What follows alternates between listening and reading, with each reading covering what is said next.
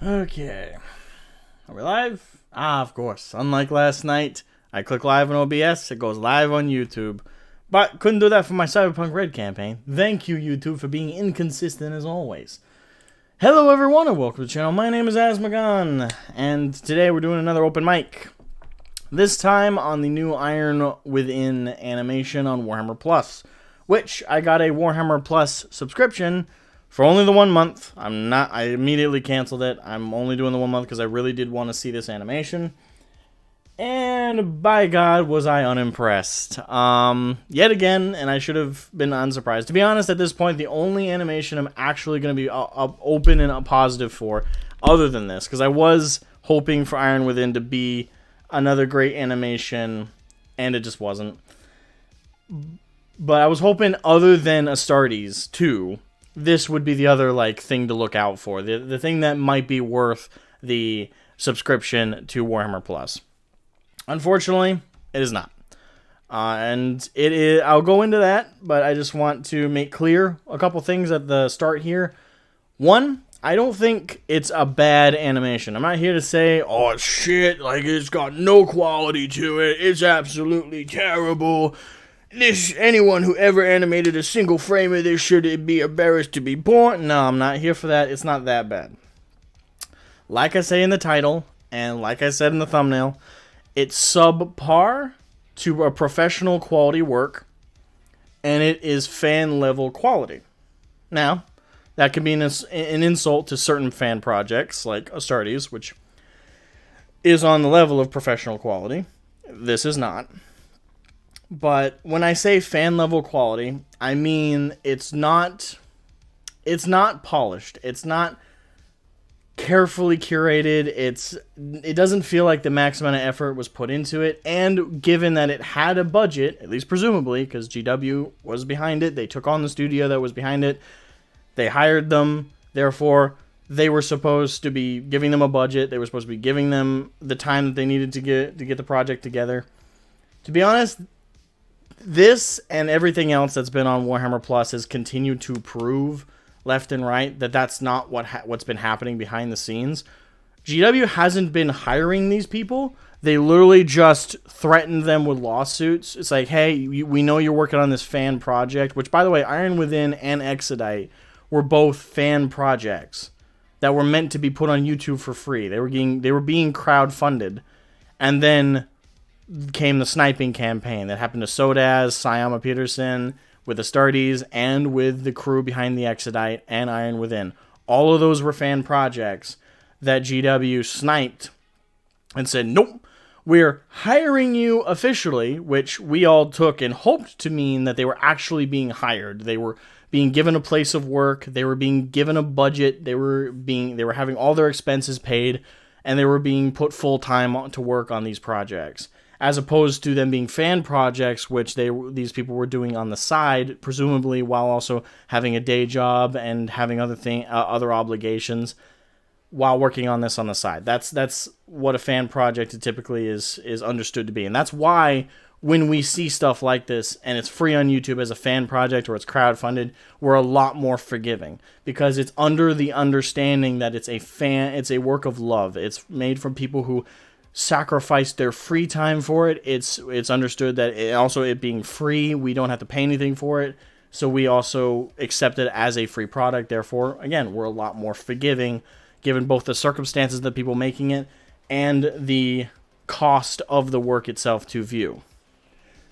The moment you put it behind a paywall, you are now telling everybody, I don't care if the paywall is a single dollar, you put it behind a paywall that I have to pay for. I have to give you money for the pleasure of viewing this. I am now going to look at it as a work that costs money, and therefore I'm going to put it up against, and I don't care if you think this is unfair, I'm going to put it up against animations on the par of Pixar. I'm going to put them on par with any animated movie I can go see at the movie theater. I'm going to put it on par with any of those because you've now asked me to pay money for it. And Iron Within is not worth the asking price. It's not worth $6. It's not worth $3. I'd pay maybe $2 or $1 to see this in full. If it also had like half of it available free on YouTube or somewhere else equivalent, like allow me to see over half the product, and I'll pay another $2 to see the full thing, maybe on like a Patreon or something like that. But would I pay $6 or $7 or $8, whatever the subscription is? I paid for it just to see this. So I'd have to check how much it charged me. It said $5.99, but after taxes, I think it's closer to $7 I had to pay to subscribe to Warhammer Plus. No. And the thing is, nothing else on Warhammer Plus is worth that asking price either. To be honest, the only thing really worth the subscription to Warhammer Plus, and it's been this way since the beginning, is the minis.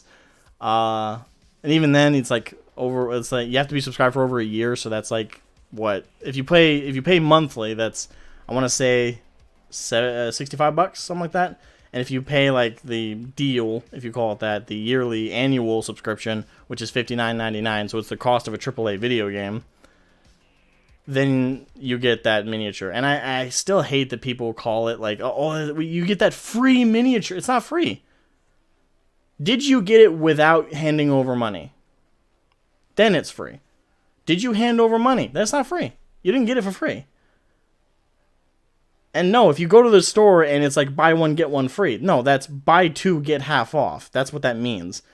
I find it incredibly disingenuous or very scary how stupid people are that they see the word free and they actually think it's free. If you had to pay money for it, it's not free. It's complimentary. But even then, I wouldn't even use the word complimentary because that still implies a level of like it's like a gratuity thing. Like no, you had to pay money to get it. It's only free if there's no cost. That's what free means. No cost. There was a cost. Anyway, I'm ranting on the wrong thing here. So Iron Within. I have watched the full animation and I am not impressed. It is good. It is very good for a fan animation, but for a professional quality work at the level of asking me money for it, no. It's subpar. That's the best way to put it. And I put it in my title right there. I'm putting it right now right here. It is subpar. It doesn't meet what I would consider the minimum standard for a professional work. There is a shit ton of shaky cam. There is a ton. It needs more soul. Yeah, it needs a lot more soul. The facial animations are awful. The subtle motions of the characters is very plasticky and janky. Generally speaking, the best part of this animation is the first 45 seconds to a minute in, which I'm going to try and show you. No doubt the stream might get taken down, so hold on, let me do this. Let's do this. Let's see if we can try and save some face here, because I don't want to get this taken down, so let's do this. So, yeah, we'll just lower it. Alright.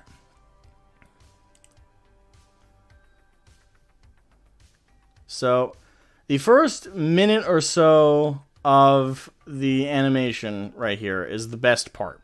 This is where the camera work is at its best. It's the least shaky cam. The setup of like the animations like this of the rifling and gun work. The camera views they do, like that camera zoom they do on the cannon right there. All of that is tricked me at first. Like I saw that and I was like, oh damn, this is gonna be like Astartes level. This is gonna be baller. But the moment you get past this first minute or so of the animation, it immediately shows its fan animation works. Like, the team did their utmost to polish the hell out of this first minute. But after that, fell off really hard. So, okay. I'm not going to go through the whole animation because I don't want to get the stream taken down. So, hold on, let me check out the chat real quick so I can welcome some people before I continue with my rant. Urus, Iron Within, Iron Without, or how GW fuck shit up. Morning, hello Matthew Gordon. Free should always be a watchword. Yes, it is. Iron Within, Iron Without. Iron shove it in and out sums up Warhammer Plus. Pretty much. It needs more soul. And Regillist, welcome. Yeah, definitely too much shaky cam. Compare this to Dawn of War's intro. Yes, and that's one thing. It's this animation uses every trick in the book to trick you into thinking it's higher quality than it is. First of all, one of the first things, and I have a certification in animation. I took a 2-year college level course on animation while I was in high school. And one of the first things I remember learning is if an animation looks good with bright and everything lit, then it'll look perfect if you turn the lights almost off. You turn the lighting down, turn the shadows up, it'll hide all your micro flaws because the human eye is tricked into filling in the gaps if it's dark. Because that's how our brains are wired. When something's in darkness, we try and fill in the blanks to better ascertain what is happening. As opposed to something being in the light with lots of bright lights on it, we can see all of the details. So our brain doesn't have to fill in the gaps. It just has to absorb the information that we're actually seeing. So, an animation that looks good in the light will look perfect in the dark. But another way to look at that, an animation that looks bad in light will look decent in darkness. And I think that applies here. And to most of the animation of Iron Within. So much of the... And the thing is, despite it pulling out all the stops to try and hide its flaws, despite turning down the lighting to near darkness, to the point where you can't see the details on nearly anything, and turning all the lighting and turning all the coloration down to near black and white almost, and on top of that, a shit ton of shaky cam, which, by the way, that's not even an animation trick. Shaky cam is a Hollywood trick. It's done in live action and in animation to make you think something like epic is happening right now, and, oh, if we shake the cam, the intensity of the moment. If you do it sparingly, it can be effective. A shaky cam can be effective sparingly. I think the best example of that is in Star Trek. Like the original Star Trek shows, like TNG or Deep Space Nine or Voyager or Enterprise or even the original 60s show. Those use shaky cam when the ship is like getting hit, but it's a brief shake and then stop. And then steady cam so the viewer can actually take in what's going on. Constant shaky cam every single time the camera view changes or is in the middle of a scene, that is way too much. And to me, it's about it. You might as well be holding up a flag saying, we fucked up a lot of shit here, so we're hiding it. We're hiding it with the shaking cam. So they pulled out all the stops. And again, for anybody just joining, I want to make this clear, because I made it clear earlier, but I want to do it one more time, because I think more people just hopped in. I'm not saying Iron Within is a bad animation. It is bad if we're looking at it from the lens that we should, which is it's a professional work. It had a budget behind it. It is on a streaming service, which you have to pay a monthly subscription to use. With that in mind, it is not good. It is not up to par for a professional quality work. If this was a fan animation, I would be praising it. If it was free on YouTube like it was originally planned to be, I would be sitting here going, this is amazing, this is fantastic, it has a few flaws here and there, but overall it's great. But I have to look at it as a professional work because that is what GW has set for an expectation, putting it behind a paywall, putting on a subscription service. So I'm going to compare this to and I don't care if people think it's unfair, I'm going to compare it to the likes of Pixar movies, I'm going to compare it to the likes of any animated film that's in theaters right now, because you put it behind a paywall. I have to pay money to view it. And it's not worth money. Don't get me wrong, I think the people behind it did put work into it, and like I said, that first minute feels professional quality. The first minute of this animation, great. Because there's very little shaky cam, and they use clever camera work to like zoom out on one of the major las cannons, and they also have that camera angle that's still as it pulls away as each of the guardsmen pull up their las guns. All of that tricked me into thinking the whole animation was going to be good. Nope. Immediately after we get past that intro, the plasticky movements of the characters, the terrible lip sync, the unblinking eyes, the weird janky motions of like expressions, and the fact that the moment a character is not talking, they turn still as the dead. And then we get to the action scenes, shaky cam like a maniac, darkness to hide all the flaws, not to mention, oh, there's so, like, now let's talk about, like, the actual action itself and, like, lore relations and stuff like that. So, where to begin? Let's start with talking about the Dark Eldar, the Drukhari. The Drukhari in this are so terribly, and again, first minute, everything was handled perfectly. But throughout the animation, the Drukhari are way too slow, and they're way too buffoonish, if that makes sense. Like, Drukhari and Eldar, as a whole, are supposed to be a fast attack, quick attack race. They move like at blinding speeds. The whole idea behind them is they're hit and run. They can't take abuse, but they can dish it out, and they can dish it out quick. That is how Eldar and Drukhari work. And essentially the difference between Drukhari and Eldar is Eldar are squishy, but they're fast and they hit hard. Drukhari are supposed to be even squishier, but hit even harder. I didn't feel that at all in this. First of all, their vehicles were slow. Like, really slow. I was just kind of, and even then moving on the battlefield, they also did things that were so strange. And there's one thing I want to draw attention to. See if we can skip to it here in this animation. Try to see if I can find it.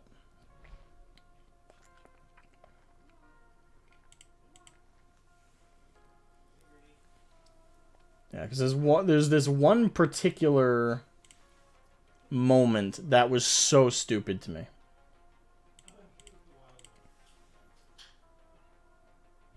Alright, found it. Alright, so let's open this up. So, this Drukhari jumps on a guardsman in the middle of a firing line and just wastes a ton of time stabbing the one guy. See, so they're all in a firing line over here, and then one jumps from the side and stabs one guy. But he spends over like a minute on the one guy just shanking the shit out of him. Why? Like, nothing seems to exist outside of the given frame that the camera is in. Because the moment he jumped on that one guy, despite the fact that they just showed us it's an entire firing line of guardsmen. It's an entire guardsman line. He jumps on the one guy and stabs the shit out of him. But he does it so slowly. And the thing is, I can believe a Drukhari would jump on a guy and stab him repeatedly, but it would be like a blink of an eye fast. Just wham, boom, moves on. But no, the camera holds on it for a solid 5 to 6 seconds. That's enough time for the human eye to catch out of the corner of her eye. Hey, my buddy's getting stabbed. Turn.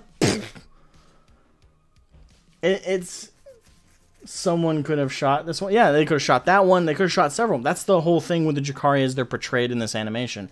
They're much slower than they are in lore. They're also very incompetent. They seemed, several times, they seemed to focus on the guardsmen as the Iron Warriors were pulling up. And the Iron Warriors aren't like Corvus Corax's crew. They're Perturabo's crew. You know, they're not the Raven Guard. They're not the Alpha Legion. They're not stealth. That's not, it's not like they were trying to sneak up. No, the Iron Warriors just, I will kill you.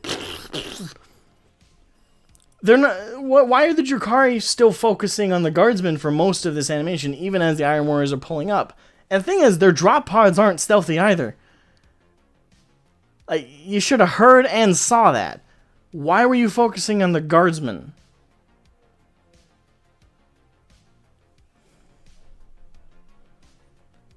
So it's throughout this animation, the Drukhari are just completely incompetent at best. And entirely lore inaccurate. Yeah, they also didn't use dark smoke or something like that. Yeah, they didn't do anything to hide their approach. They came in drop pods. So the fact that the Drukhari continued to focus on the guardsmen up until the point the Iron Warriors were right in front of them, grabbing them by the skull and crushing them. Also, that brings me to another gripe about this. The gore? This is another sign that the quality of the animation and the studio behind it It was pretty bad. Part of the jankiness of this, outside of the shaky cam, some kind of plasticky animations, and also just weird like idle animations to the point where characters are holding completely still, also comes in how the actual impact of things works. In this animation, at one point, there is an Iron Warrior that steps up, and a guardsman comes up to him because they mistakenly think that these are like normal Space Marines. They're loyalists. So there's a guardsman that comes up and does the sign of the Aquila to the Space Marine. And I think I found it right here. 1 second.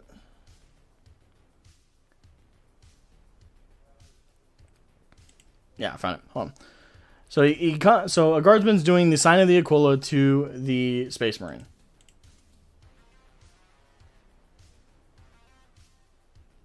And he backhands him.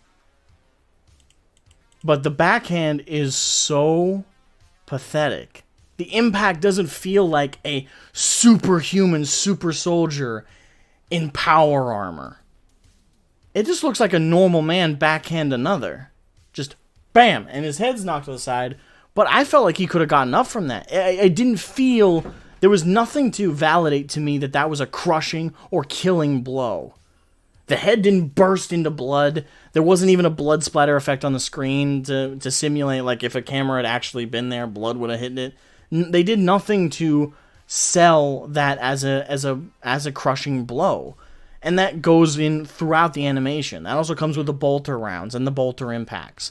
The bolters sound like pea shooters, and they hit like pea shooters. And the sad thing is, I saw a YouTube clip where I looked in the comments to see people's response to this animation, and someone praised this. Someone said, this is the best showcase of bolters, period. A guy literally said that this is the best showcase of bolters, period. And to that guy, I say, you are a moron. And he said, oh, it's not DACA, it's not rapid fire, it's single, 99% accurate strikes of this powerful weapon. It's like, yeah, but that's not here. Yeah, it's single shot. That's about the only thing they got. But the sound of it, and I'm not going to turn on the audio, that's definitely going to get hit in the algorithm. But the shots don't hit like that. They don't sound powerful. There's a boom effect, but it's not... It's more...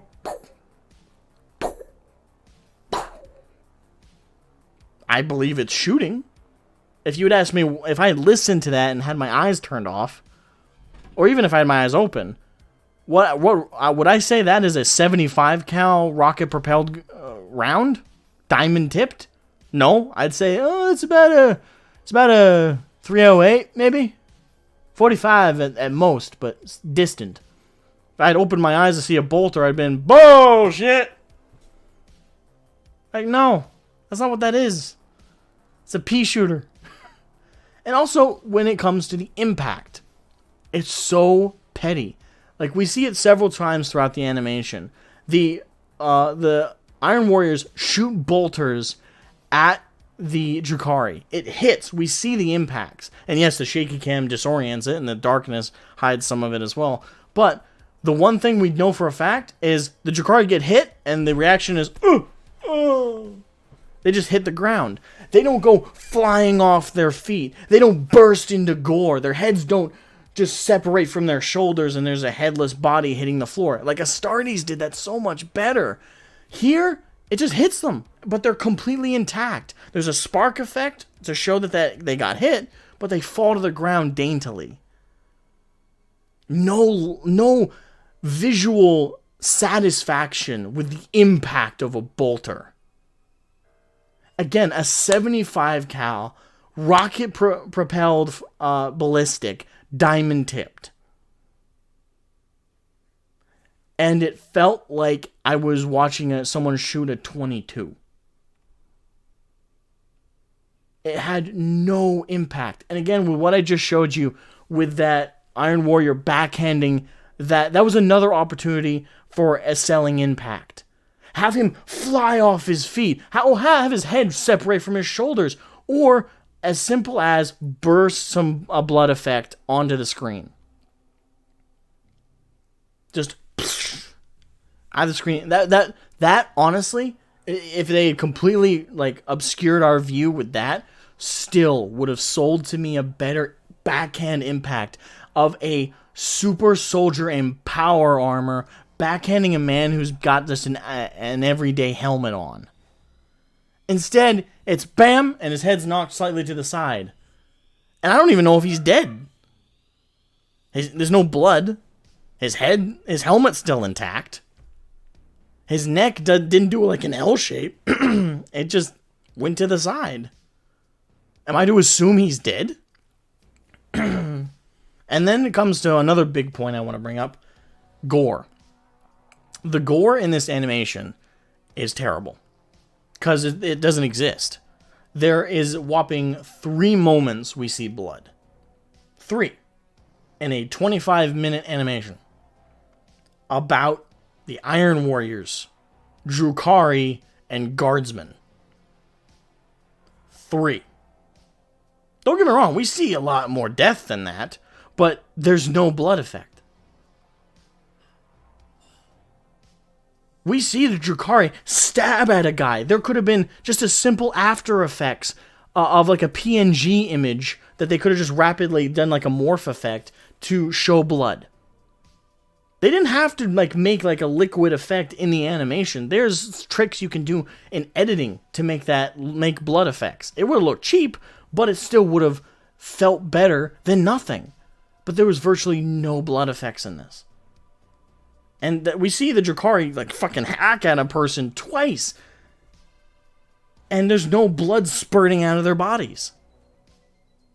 We see the motion. We see the aggression. Where's the blood? Again, the selling aspect of the visceral elements of this animation are not there. The impacts of the bolter rounds, not there. The impact of the Space Marine backhanding a human being, not there. The 3 occasions we see blood. The first time, right after the Drukhari attack in the initial intro sequence, and the thing pans to the camera pans to the bodies of the guardsmen that were in the way of the speeder, and that got cut. There's a bit of blood, and the thing is, it's a texture. It's not like an actual blood effect where it's like there's blood pooling out of their injuries. No, it just shows them on the ground, and there's already blood there, like a texture. But I'll count it. Then there's some like cut-in scenes of like civilians being attacked, and there's a moment where one of Drukhari stabs someone, and there's I think it was a blood effect, but it's very hard to tell because it flashed by so quickly, and that's probably the point. Is they didn't want to dwell on it because maybe if I had looked at it longer, it wouldn't have looked that good. But with how fast it went by, it sold to me that there was a little bit of blood from that civilian getting stabbed to death. And the third occasion is at the very end, or near the very end, where a tech priest or a acolyte of some kind, I'm not exactly sure who it was, or it could have been a navigator, actually. I'm really not sure. It was a priest-looking person, but they weren't covered in like the garb of the Mechanicus, so I really don't know who they were supposed to be. Ecclesiarchy was my assumption on some level, but I didn't know the exact role. But whoever it was, they were a cloaked figure, and a Drukhari comes up and slashes their neck, and there is a blood effect. That's the only blood we really get in like an actual liquid form that isn't just a texture on the ground or isn't like a really like half a second animation clip. So yeah, there's like no blood. And as I said before, where there should have been blood is impacts of the bolter rounds, hitting people, hitting the guardsmen, hitting the Drukhari. There should have been bursts of blood. I think there was on one occasion, but there was like none hitting the Drukhari. Like the Drukhari, there was a spark effect, like metal on metal, like impact, like, and they'd fall over, so you're assuming they're dead. But where's the gore? Where's the crushed in skull? Where's the blood spurting out of these injuries? It's nowhere. And even as we progress further, where again, there's so many occasions they could fit in blood.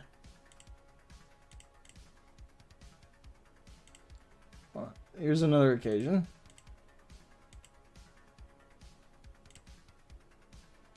Sure I got the right spot.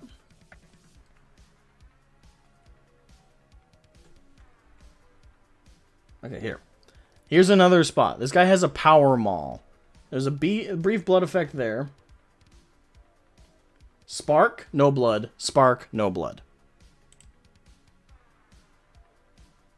So there's barely any blood in this.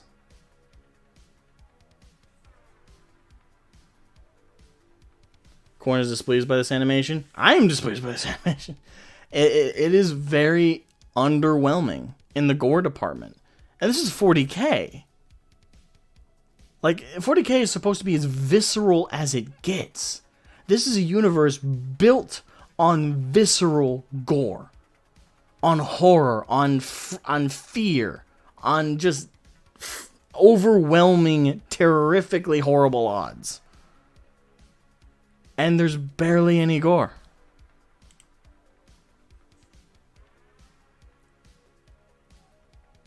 The one thing I can praise outside of that first minute, and, well, here's the thing. I've been very negative up to this point.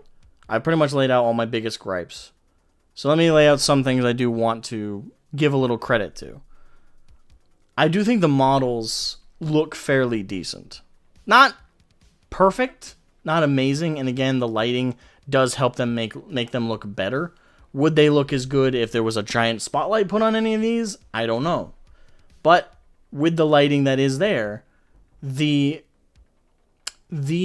armor on the Iron Warriors, the overall sculpt of the faces on the guardsmen that we do see, the general and the nobleman we saw and the girl, they look okay. The sculpts look good. The animations look plasticky and terrible. Like, the way they rigged the faces, to me, it came off like someone's first rig job, but I'm not good at rigging myself. So to be fair, I'm not gonna hype on that too much.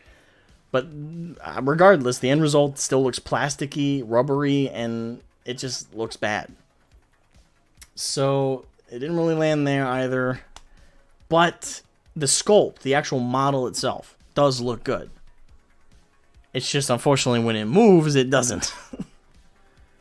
What else can I compliment? I didn't like the music, so I can't really compliment that. Like I said, the sound effects of the weapons was rough. And the bolter really didn't sell to me. It was a bolter. Dialogue. I'll say this. The dialogue was actually nice for the most part. I enjoyed the dialogue. But the thing is, I don't know if I can compliment the studio behind this with that, because I'm pretty sure Iron Within is based on a book. I don't think I've read it. But I'm pretty sure it's based on a book or a short story. So the actual writing of this was pre-made for the people behind it. So I'm going to say the execution was okay. The voice actors did their jobs. And the story was quick, succinct, and okay. I didn't like the ending. The ending was confusing.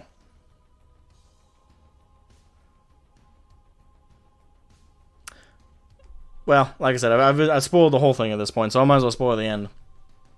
Hop off the stream for a few minutes if you don't want spoilers of the end of this, if you intend to watch it. But, it ends with the female guardsman.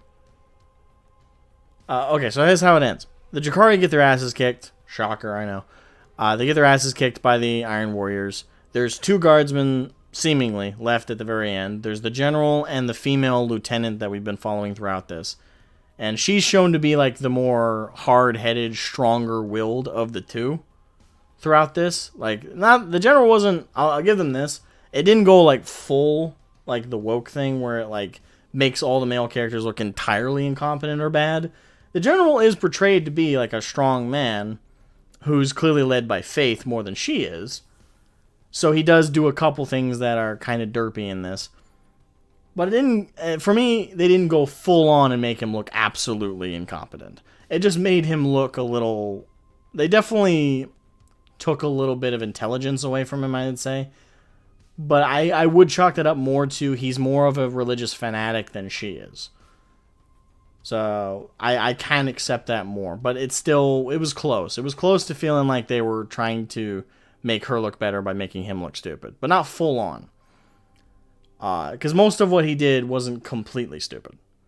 And at first, he was shown to be just as honorable as her and just as strong-willed as her. It just ends with him making weird. So what happens is the only Terminator, by the way, which is weird as shit, but the Iron Warrior Terminator steps up, says, "This is our world. Now it's our world. Kneel and submit to us," pretty much. And the female guardsman looks at the general or the commander, and she like shakes her head no, like, no, don't kneel.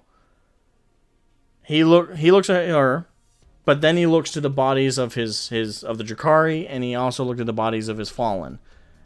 And he looks to her and says, "There needs to be someone to protect the people." So he kneeled. The Terminator then looks to her, and she shakes her head no and says she will not yield. She would rather die standing. And she said she wouldn't submit to chaos. And then the Terminator is like, "Hey, we will make this world iron within and iron without once more. You will face the punishment of iron." And he punches, and we see his fist move as if he's going to punch her. Cuts to black. Then it fades to the only color, like major color we get in this whole thing, which is towards the very, very end. It's supposed to simulate the daytime of this world, but they turned on the red filter all the way the fuck. Like, I'm like, are they on Mars? Like, where the fuck are they? Let's see here. Boom. Yeah, so they turn on the red filter all the way the fuck up. And it shows a fade of like guardsmen digging trenches. Either that or they're digging graves. Either way, they're digging. It shows the Iron Warriors. They're kind of looking over their new domain, their world that I think they reconquered it, because it's implied that from the priest guy that sent out a signal to the angels of the Emperor to help them. It's implied that the Iron Warriors once controlled this world. Again, I haven't read the book or short story this is based on. So at least seemingly they were reconquering this world. And then it fades to show the piked head of the guy who kneeled to the Iron Warriors. And then it zooms in on the female guardsman as she's like wardening over the guardsmen, making them dig the trenches. She just, which confused the fuck out of me. She just refused to submit. She just said, "I'm gonna die standing. I will not serve you." So, what happened? Listen, I can get kind of the whole iron within, iron without thing. Like, oh, you don't submit, that shows weakness, I'm gonna kill you, bam. Okay, I get that much. But a cut to black doesn't explain why she's suddenly like, "Okay, I'll work for you." She just said she wouldn't. There is no gore in this. So, I'm just... Yeah, the warrior woman would have been executed. She just refused to serve. Good on her. Badass. But she should have been killed. Like, I get what they were trying to do thematically, but it doesn't explain anything. Like, she just refused to submit. What, in the cut to black, am I to assume that she suddenly saw her commander get smashed, and then she's like, "Oh, okay, now I'll work for you"? Wouldn't that be just as much showing weakness as the man they just killed?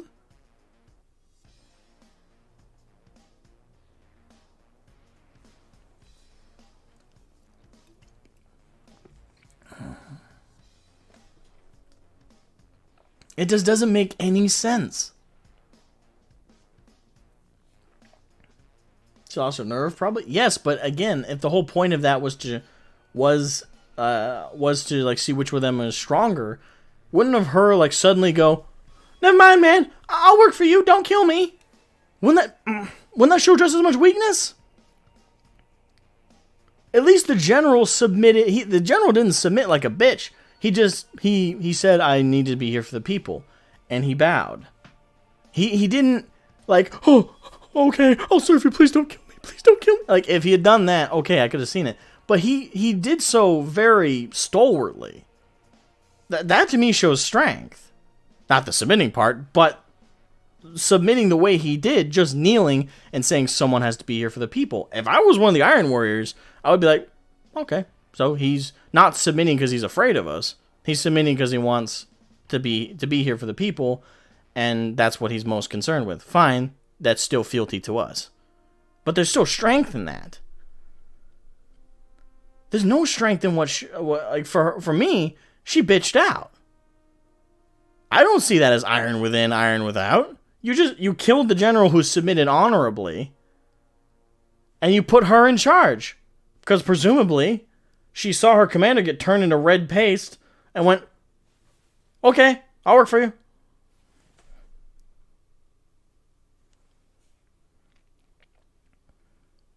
So it ends on a stupid note. I honestly was very disappointed.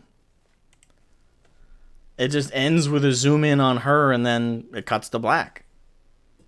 So outside of the very end, the dialogue in the story wasn't bad. Like, that's the only part that confused the fuck out of me and I didn't like in the writing.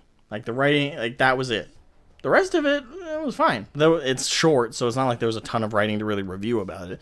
But the rest of the dialogue between characters felt correct. The rest of the interactions between characters felt like it fit the setting in the universe. The dialogue didn't feel too cringy modern, and it didn't feel like it was too avant-garde. Like, it didn't. It was serviceable. The only excuse me. The only part that felt like bad in the writing was that ending. And to be honest, it could have been fixed if they took a few more minutes to give me some reasoning why she still submitted, but still expressed iron within, iron without. Like, what about her submitting after you just killed a man in front of her, as opposed to submitting to you before, showed strength? And why did the general's submission not show strength when he didn't do so like a coward? It's just way too confusing, and it felt like they were just trying to give a twist ending for the sake of it. So, my overall review, and I'm now going to open up the open mic for you guys to come in and voice your opinion. Do you disagree with me? Do you agree with me? We'll open the open mic for that. So, let me get the link and I'll share it in chat. But my overall review of this is, and I'll give two reviews. I'll give the fan animation review. Like, if this had been a fan animation, and it was free on YouTube, how would I review this? I would say it's good. Decent, good. Not amazing, but decent, very good. I'd put it good. If you want me to give a numerical rating, if it was free on YouTube as a fan animation with the fan animation standard, I'd say 8 out of 10, 9 out of 10. Very, very good. Perfect? No. Again, there's still those flaws, and whether it's a fan animation or an official animation, I'd still see the shaky cam. I'd still see the lighting hiding everything, and I'd still see the plasticky like facial expression. Like, that doesn't go away just because it's a fan animation, but it's more forgivable as a fan animation than a professional quality. Now to judge it as what it is, it's a professional work. How would I judge it as a professional work? 4 out of 10. 5 at its best. If I look at it in the most positive light, I'll give it a 5 out of 10. I feel closer to a 4, but I'll give it a 5 because I do think it does enough to deserve that. As a professional quality work, if I were to see this on any other streaming service, it would be a 5 out of 10. It's got it's aggressive shaky cam throughout. The bolters feel very unsatisfying. The impacts are not good. The gore effects are silly and are subpar. It's just, as a professional level work, 5 at best, 4 is really where I'm at. It's below average. It feels like an amateur work. It feels like a fan animation. and being asked to pay for it is, I don't think, fair. It's not worth money to me. It's just not polished enough. It's not. It had potential. It has potential, but unfortunately, it doesn't. It wasn't. It didn't see. It didn't see it. They didn't fulfill that fulfillment. Say that 5 times fast. No, it's just as a professional work. Yeah, I see an OR. I know you give it a 3. I give it a 4. 3. It's not that bad. I've seen a 3. Trust me. I've made a 3 out of 10. It's a 4 out of 10. More so, a 5 out of 10 at best, if you want me to be generous, but 4 out of 10 firmly, if as a professional work. I'd give it an 8 as a fan project, but because I'm being asked to pay money, because it's got GW, a multi-million-dollar company behind it, presumably giving it a budget, and they're asking me to pay for it with a subscription service on Warhammer Plus. No. I have to put it up against other professional works in the industry, like any Pixar movie, any Disney movie, any other animated movie out there. You're asking me to pay money, I have to put it up against other movies also asking me to pay money in a movie theater. And is it on par with it? No, not at all. It bleeds amateur, it bleeds fan work, and it's not on the level. It's on the level. I've been ranting about it for 30 minutes. If you want to go back and listen to my full rant, I'm firm on that. It could have been better. It's not terrible, hence why it's not a 3 out of 10, but it's subpar. Entirely subpar. Alright, so that's my thoughts on it. Open mic is now open to you guys. Like I said, I gave the link in the description. I'll give it again real quick. Feel free to jump into waiting call room 1, 2, 3. And I'll put you guys in order. And, you can give your thoughts on the movie. Do you think it's a 3 out of 10? Do you think it's a 10 out of 10? Do you think I'm being unfair? Why do you think I'm being unfair? Open to discussion. Come on in and give your thoughts. I'd love to hear what you guys have to say. Wow.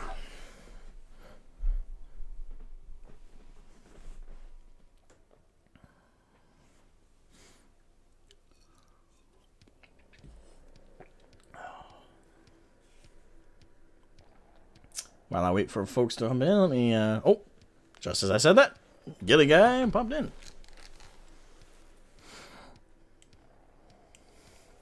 Gilly Guy, welcome to the open mic. How you doing? Hey, I was a little hesitant to come in because I actually haven't seen it, but oh, okay. I do have some opinions about the animation I've been putting out in general, though. Okay. Yeah, that's perfectly fine. We could tackle it from that angle. Yeah. So I have seen like clips and stuff. The one that sticks out in my mind the most is the animation they did with the Tau fighting the Imperium, and there was a scene in it that just blew my mind over how bad it was. Where they're on a battlefield, there's shit being shot around, but nothing's happening, and the camera's not really focused on anything. And there's a few Tau just kind of floating around lazily in their battle suits. And I've seen that consistently throughout their animations, where there's just moments where nothing's happening.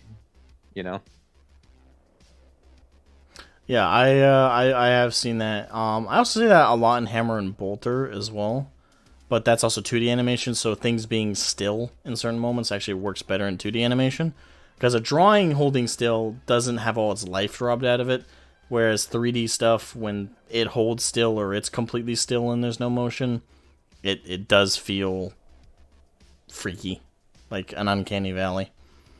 Yeah, well, it's like that one scene in particular. I felt like I was like in the lobby screen for Star Wars Battlefront, about to hop in.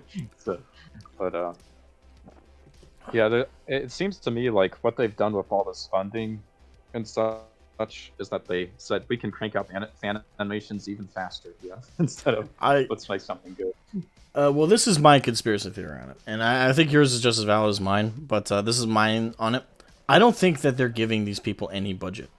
I think when the picture that's been going around, and when Sayama Peterson and Sodaz and other fan animators put on their YouTube channels that copy and pasted, just kind of zoomed in like text of them saying like they had been offered a job or they'd been hired by GW, I don't think they were actually hired.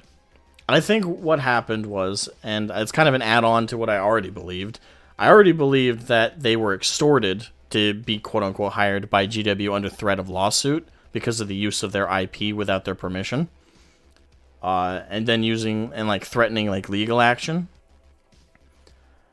And that's how they bullied Sayama Peterson and Sodaz and other people to take down their fan animations, or bring them on board and bring their fan animations into their Warhammer Plus. But to add on to that theory, after seeing all the animations that have come out onto Warhammer Plus, I firmly believe that they're not even actually hiring these people.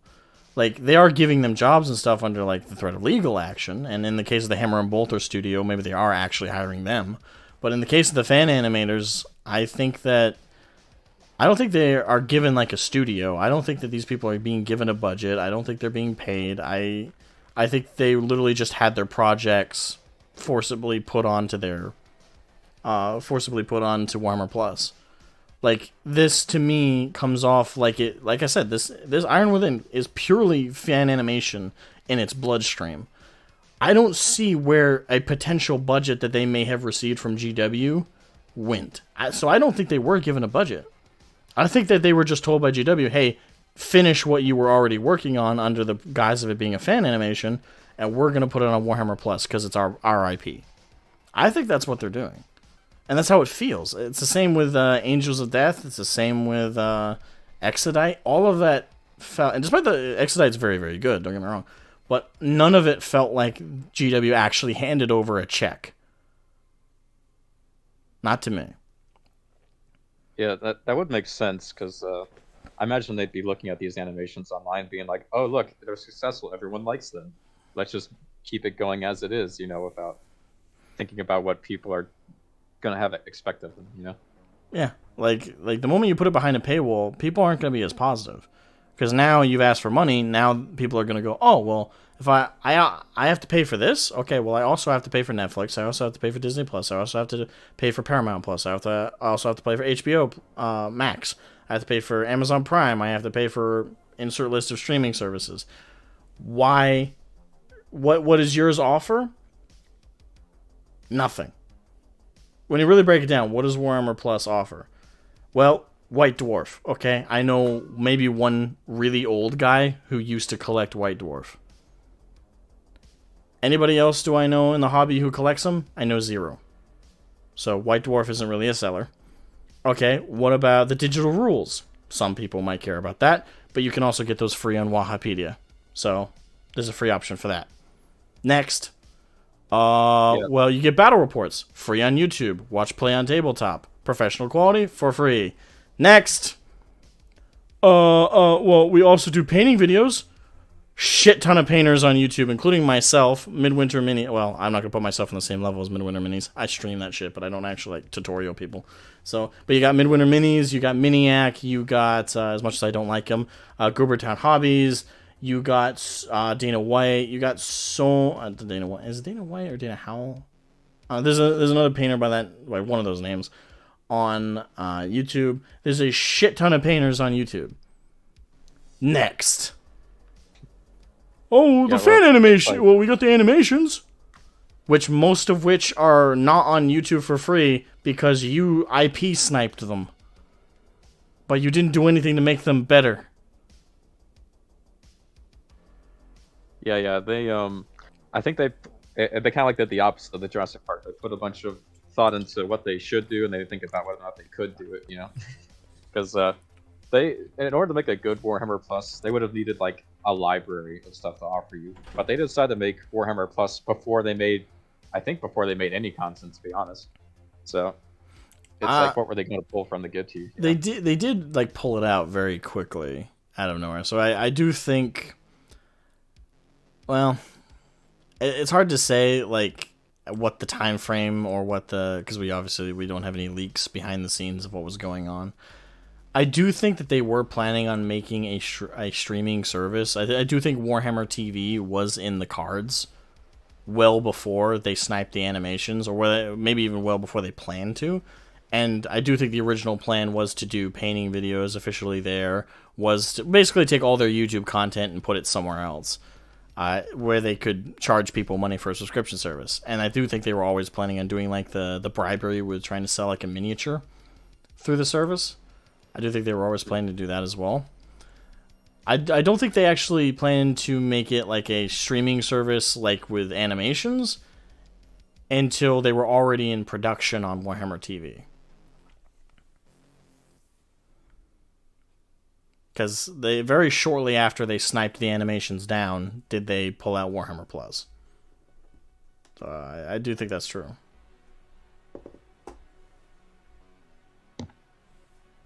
Yeah, it was kind of interesting watching how effective the model bribe was to get people to sign up. You know, I feel it almost seems like they got it backwards. They should have been offering models and then said, by the way, here's this. You know.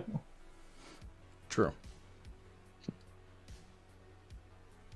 And in fact, you know, they probably should have just done it more in the vein of that magazine subscription they offered, where you get like a model kit with a magazine every month. You know. Yeah, I think that would have gone over much better. I think a lot of people would have enjoyed that better, and it would have been more akin to like the level at what GW is at. Like they're not like Warhammer as a whole is not like Star Wars, right? It's not like Star Trek. It's not like any of those major franchises that everybody virtually knows. Warhammer's still it's the closest it's ever been to mainstream now than it's ever been. But even now, I wouldn't say it's mainstream. So they wickedly overestimated the response to Warhammer Plus and the offers that they put on par with that. I think that they saw how popular the YouTubers were who offered free content on their stuff, and the millions of views that Astartes got, and I think they incorrectly reasoned that all of those could be paying customers of a subscription service. Yeah, and it's really hard to compare like something that's just free to something you gotta pay for. There's also another element to it, which is that people are willing to overlook things if it's like, oh, this is a fan animation that just some guy made and he's giving it to me for free, you know. Yeah.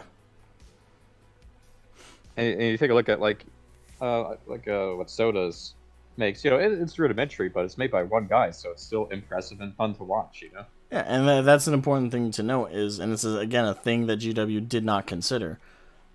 If you give something to people for free, they will be instantly way more forgiving of any of its flaws.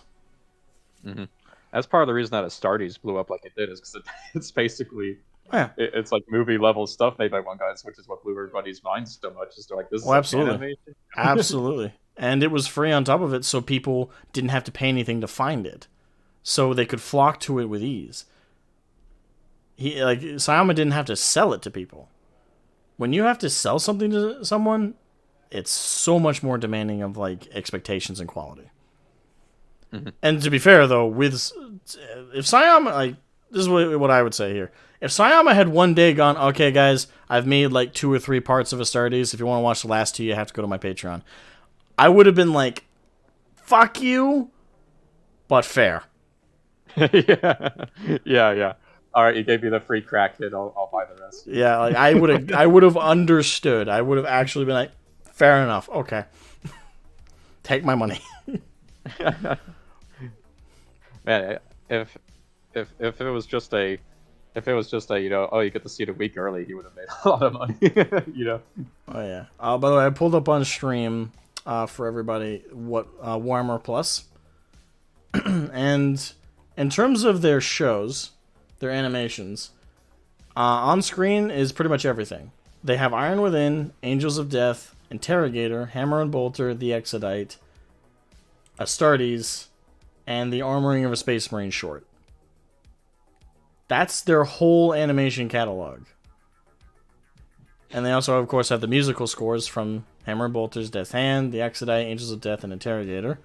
But to be honest with you, I'm sure you could find all these tracks on YouTube. Mm-hmm. Someone's ripped them and put them up there and is uploading them constantly. So they have, for actual shows, or actual, I guess I can't include Iron Within because it's just a single episode short. They have Angels of Death, Interrogator, Hammer and Bolter. That's for like actual quote unquote meteor experiences, but even then, not much to them. Exodite's like a mini movie, or is it in parts?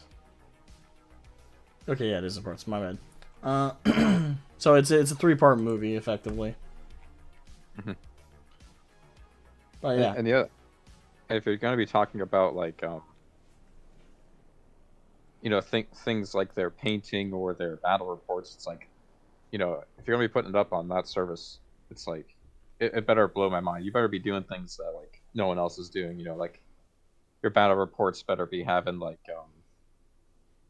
I don't know, all sorts of animations, maybe little arrows of the table showing movement and stuff like that. If you're doing a painting tutorial, and even with that though, Play on Tabletop add those kind of effects to their matches and their games. Mm-hmm, exactly, yeah. So it's just nothing. That's the thing. This whole tab, the exclusive Warhammer shows, the Kill Team Battle Report, Lore Masters, Warhammer 40k Battle Report, Color Masterclass, Warcry Battle Report, Age of Sigmar Battle Report. Most of these are just battle report shows. All of these you can get on YouTube for free, at varying qualities, but you can get them completely for free. Mm-hmm. I don't know if they were caught. James Mackin, he says, weren't GW's battle reports caught using magnetic dice? I don't know, but that wouldn't surprise me.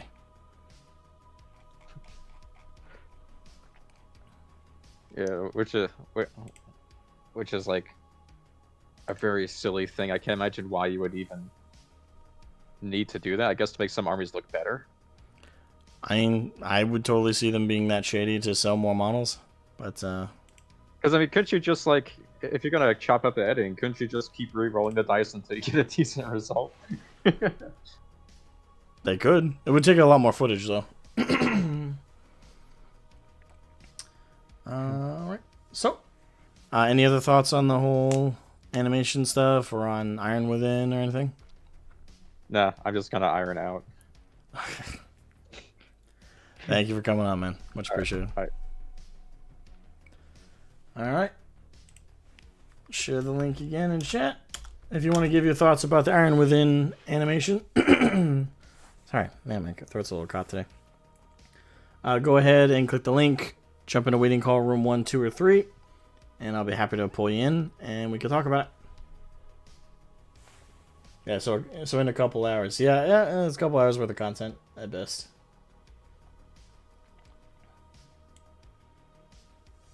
Yeah, they really got nothing, to be honest, with the whole Warhammer Plus subscription. Like, it's just, you get nothing with it. Like, and what you do get with it is, again, fan level quality. Like, take out all the stuff you can get for free on YouTube. What are you left with? You're left with the fan and well, that's the thing. I'm at this point. I'm not going to call them animations, or call them. That's just an insult to professional level work. So you get the fan animations that they're holding hostage, but they're still fan animation quality. So that, I mean, are they worth paying money? No, I wouldn't go to a movie and watch these. I wouldn't go to a theater and watch these. I wouldn't pay a ticket to see these. So why should I pay a subscription service for these? So just overall, so Warhammer Plus has no value. Like, everything on it either is free on YouTube in a different form, or should be on YouTube for free, because it's not professional level work.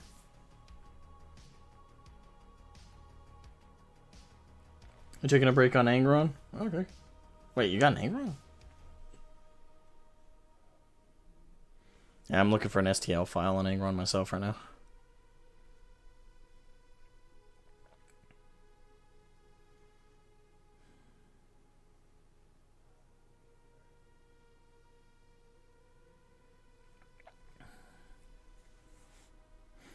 Telkri says, so I will say straight out on this animation. Also, welcome, Telkri. This animation is the main reason I will never support Warhammer Minus. That's not what it is. I was a Patreon for the Gaia Codex. It looked better than he was when he was on his own before GW changed it. Really, it looked better. I definitely remember some like images I saw of Iron Within before GW sniped it. And yeah, some of the images I saw were brightly lit, so there's also that to factor in. But yeah, I don't know. I didn't see any like previews or teasers of it back when it was still a fan project, so I can't speak to that myself. But I can speak to how it came out, and it came out very bad. Well, again, it's not bad. If it was a fan animation, it would be great. But because you've told me to pay money for it, I now have to judge it as professional level work, and it is not professional level. It is subpar. 4 out of 10 is a professional work, where if it were free, if I didn't have to pay any money for it, and it was just an expression of hobby love and fandom, I would have given it an 8 out of 10, despite its flaws. But again, that's because the standards are set separate.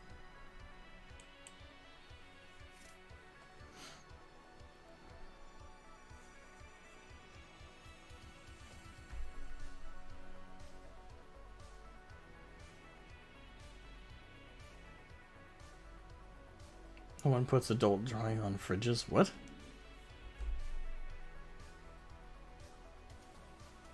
One reasonable content idea would be a lore stray from the source. Yeah, but that would also require them to actually state things as canon, which they try their best to avoid nowadays, because they seem to want to not make a lore Bible.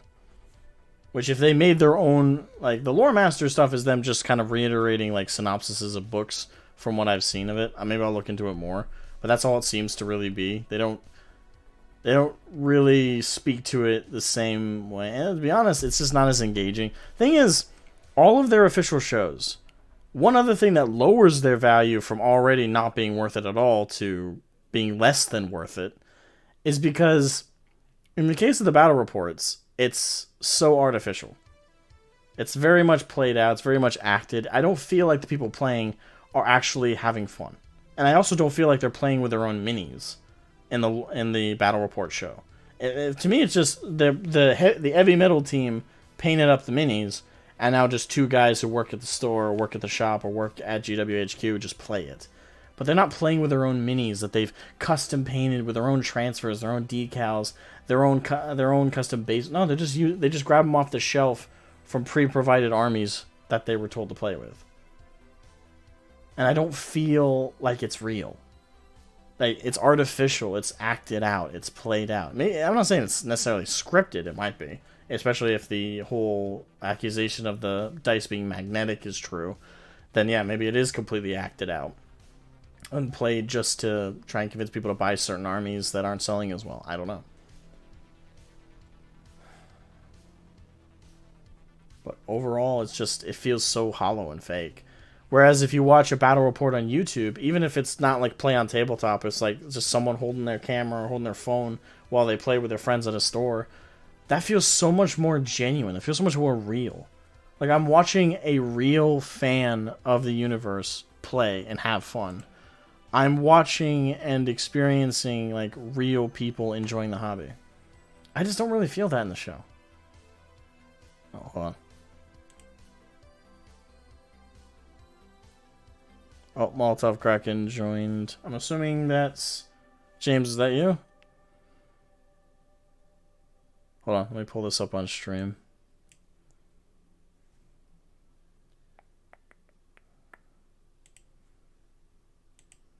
Okay, so this is the video he shared. It looks like it's of them rolling.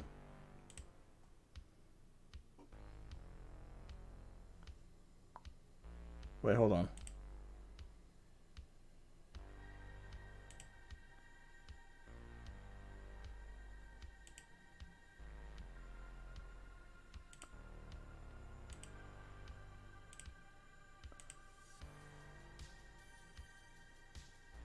That's not an accusation. That's just straight up... What?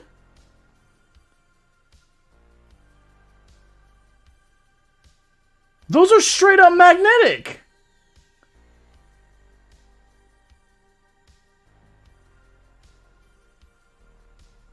Oh, what the fuck? That's not even an accusation. What the fuck, dude?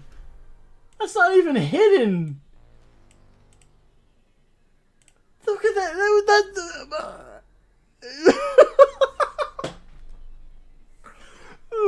Okay, yeah, so the show's scripted to the point where the dice are magnetic. What?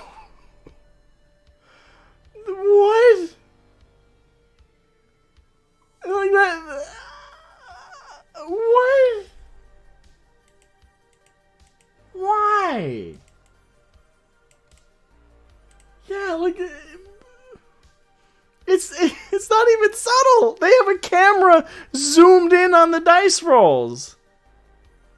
At least play on tabletop, like. And by the way, they don't cheat. They definitely don't. They show their dice rolls, but they have a smaller like side cam.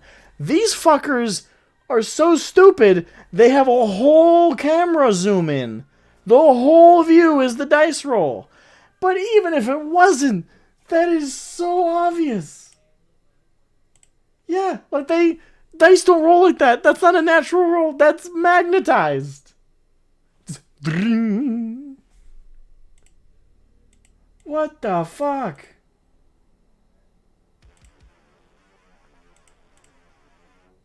So look, even more reason not to watch their show. Like I said, it's fake as fuck.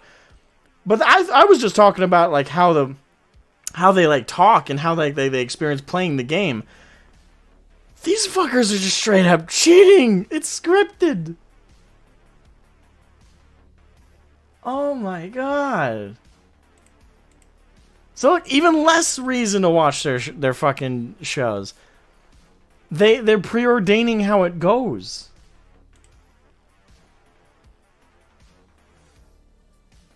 Magnets, how do they work?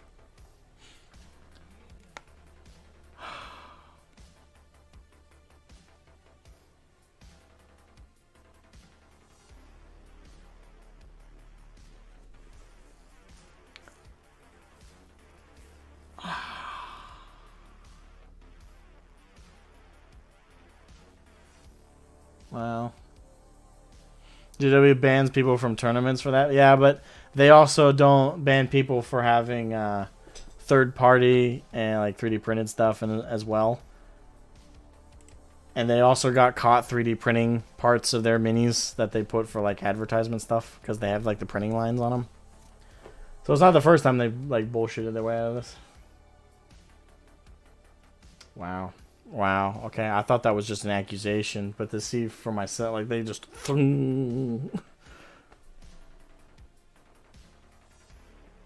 That's just retarded. That was stupid. Okay. Wow.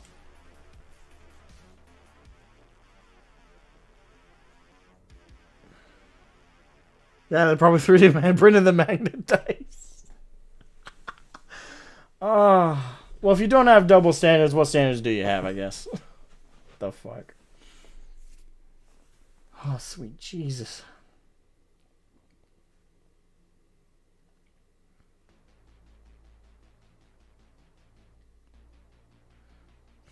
Gotta sell those t-shirt cannons somehow.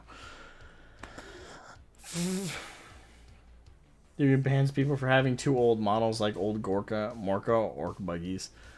Do they? I haven't experienced that. To be fair, I mostly do my tournaments at a local hobby shop, and they let us play with like 3D printed models and stuff. So we get away with a lot from our local scene. But that's also because it's not GW official. They want to be, which disturbs me. And I've told the shop owner that because he told me day one, he's like, "Oh, well, we're trying to get officially recognized by GW." I'm like, "How about you don't? Please and thank you."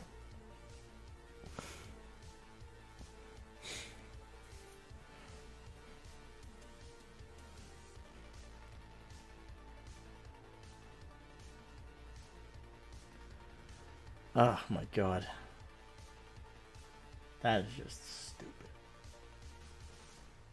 So yeah, now their Warhammer service has negative value because not only is it fake emotionally for the people playing, it's fake. Like it's scripted. They're clearly rolling specific dice. Like this dice hits on threes, or this dice is magnetized so it will land on threes. This one's magnetized so it will land on fives. This one's magnetized to land on fours. They probably have a whole set of dice, like in trays, labeled magnetized or weighted to land on this, magnetized to hit on this, or weighted to hit on that. It's just so stupid. It's like, why would you watch their show then? Like, it's fake. It's not even two people genuinely playing. Even as far as the rolls go.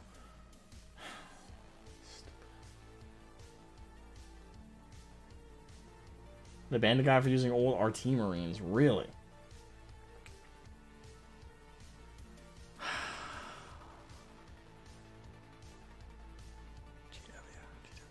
Like, they're a shit company, but Jesus. Like, every day I feel like I'm learning something new that makes them worse. How does that happen? How do you come off worse every day? You think by now that like I'd be in like a neutral spot at this point, but okay. Well, I'm gonna share the link one more time, guys, in the chat. Get to come in and give your thoughts on, well, that I'll take anyone who wants to give their thoughts on that, or if they want to give their thoughts on the Iron Within animation. Otherwise, well, we can call it here. Been a pretty good stream.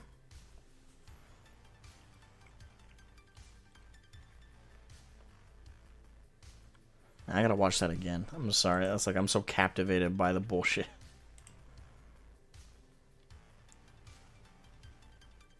Yeah, I'm. Wow.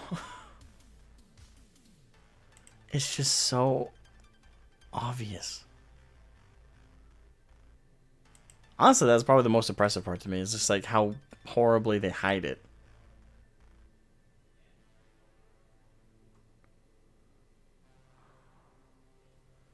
I think that really at this point the argument isn't whether they're cheating or not, it's the method. It's like, are they weighted dice or are they magnetized dice? I think that's the debate at this point.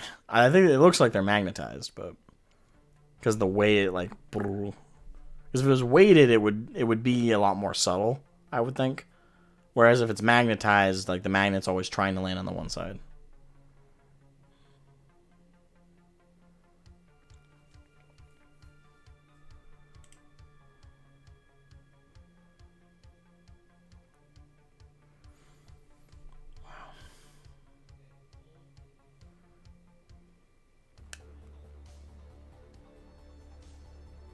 It's not hard.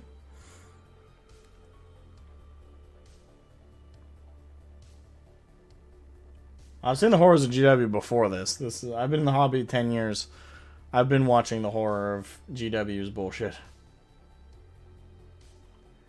Yeah, I don't think they'd spin like that either. Because the thing is, weighted dice still can fall on the wrong side, quote unquote, the wrong side of like the weight. It's just the weight only gives it a higher likelihood that it will fall on the correct side that you want it to. And it's more subtle. Whereas magnets do that. Like it like sticks to the side, and because it like aggressively pulls on it, it has that effect of like. Whereas with weights, it would just kind of roll and it would look more natural. So to be honest, they would have been I do think it was magnetized, but it would have been smarter if they just weighted the dice and had like that slight chance it would have rolled on the quote unquote the wrong side.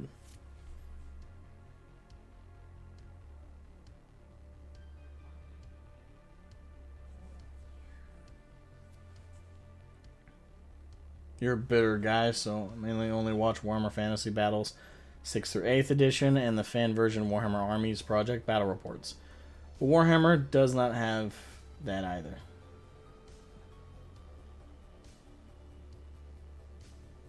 Yeah, they could also do that. True, they don't even have to weight it. They don't even have to, yeah. They don't have to weight it. They don't have to magnetize it. They could have just kept rolling and kept both rolling in the camera sense and in the actual like action sense. Just kept rolling and rolling until you got what you wanted and use that clip, and then just voice over it like it's still actively going at what the rate you wanted to. I suppose they just didn't want to waste the energy and the footage and then have to pay the editor more money. So yet again, to just be cheaper and to guarantee it the first try, they magnetize it. Because that's the like the one way to like 100% know it's going to land on a specific side is if you magnetize it. Whereas if you weight it, there's still a chance the weight's not going to be enough to make it fall on the quote unquote right side. So it might still fall on the wrong side. So yeah, like the foolproof way, quote unquote, not in hiding it, but foolproof way to achieve the goal of it falling on a specific number is to magnetize it. But it's also the hardest to hide because it's foolproof. It's also the easiest to catch. That shit's up right on 5. They need to recruit cheaters like they did animators. Oh, it looks like they did.